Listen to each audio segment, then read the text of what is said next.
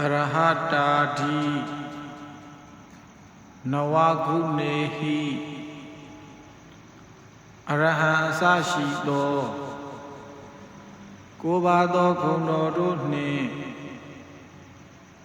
သမဏခတံ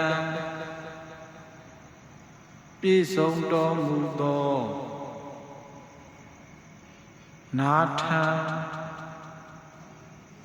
လူနတ်တို့၏ကိုးကွယ်ရာဖြစ်တော်မူသော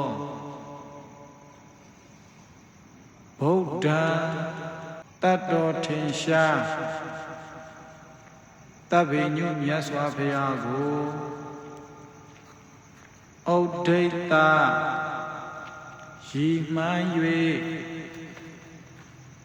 စေတိယတဓာတုစေတိ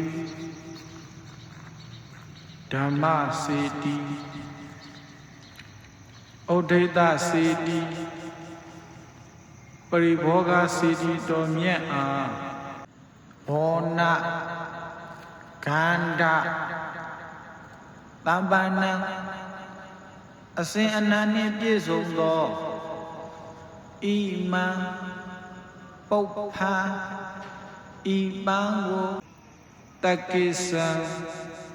ရိုရိုသေးသေးဒေမိနိဗ္ဗာန်ရည်မှန်းလူဒန်းပါဤအရှင်ဖျားပူဇေမိနိဗ္ဗာန်ကိုမျှော်ပူဇော်ပါဤအရှင်ဖျား